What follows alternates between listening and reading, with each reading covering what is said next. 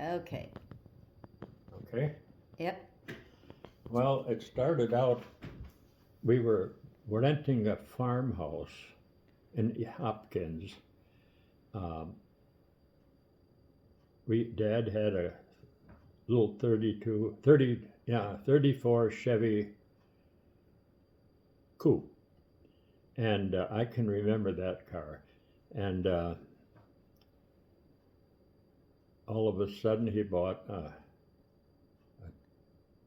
no, first of all, we moved on to my mom had two babies, Ron and Don Ray and Ron that way, out on a hot porch in this house, but it didn't have didn't have any electricity. And I know Mom she needed, with two babies and me, and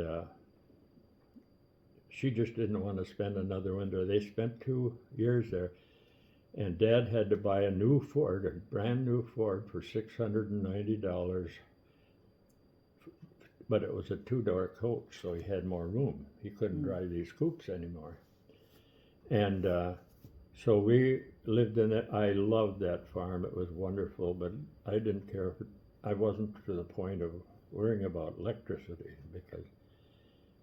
but Mom had to work real hard. And she finally, I never heard this, but I think she put it to Dad, I want electricity. And the lady that owned it was an older lady in a nursing home, and she didn't want that newfangled electricity in her house. So her son, who rented to it, he lived in a farm next to it. They said, no, you can't have electricity until Mom dies. So they left and went into town, Minneapolis. They lived off of Washington and Broadway. It wasn't, even back then, it wasn't a good neighborhood, but it was cheap, and we had the bottom duplex. And we moved in there in the fall. Ron was pretty new. This was in 37, and this was the end of 37. And so we moved there, and the winter went by, but one day in the spring, I was with Mom, and we were walking in the melted snow on the sidewalk. It's just sloppy. And I told her that she shouldn't walk in that shit. And she said, what? And I says, don't walk in that shit. Where did you hear that? And I says, my friends, I said, the next thing you know, Dad bought 4 acres in Crystal, and I don't know how he did it, but he didn't have any money then, and he got lumber from a railroad, put it in a trailer. I mean, he's driving around the 36 Ford, broke, but they said we couldn't get enough money for it. I mean, we might as well use it. Mm-hmm.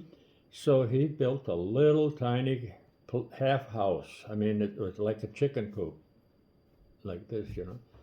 And we all got in there. Well, he quick built another part of it a little higher. He put the first part on a cement slab, and then we lived there. And I can remember the kids and I were up in the higher part where we lived and slept. It was this kind of spring day, and Dad was gone to work. And Mom was down with her boots on because the water was 6 inches deep in that little kitchen. He had built in a low spot on his land, and in the spring it all melted. And I mean, she's in her work dress and stuff, and I can still remember her pumping the pump so that the gas got up there so she could make breakfast for us. We really were poor. I mean, really, really bad. And then a few years later, I'm not sure on the time, well, Ginger was born too then. Oh, that was a mistake, she didn't plan that, but Yeah. so Dad, by that time he had a job where he wore a suit. So he'd come home from work, change clothes, walk up 4 acres to the other end of his land, and he'd start digging a hole. And Also, he would make 2 cent cement blocks a day. He had a mold to put two blocks a day, then he'd start digging. First he'd pull the old blocks out that he made yesterday, put enough cement to make 2 more, and then go back and start digging. He dug a hole without any help. He tried to get the neighbor's horse and scoop, but the neighbor wouldn't let him rent it. So he dug it all by himself. And you can imagine a basement has to be bigger than what the basement will be. Mm-hmm. So he must have dug a hole, 36, 37 feet by 40 feet, all by himself.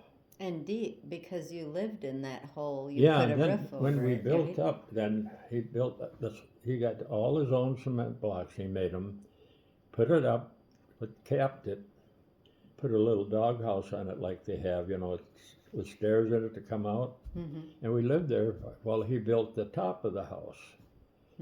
And talk about living rough, but that's the way. There were several houses that I know of were built that way. They built the basements and lived in them, all tar paper, Mm-hmm.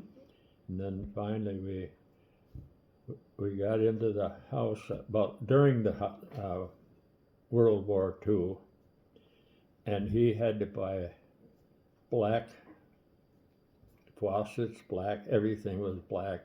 Now it's all in vogue. Everybody wants black, but Right. then they wouldn't have chrome anymore. They couldn't make cars. They didn't make chrome. They sent that all to the service. So we were still driving that old 36 Ford. Well, then we got into everything was rationed.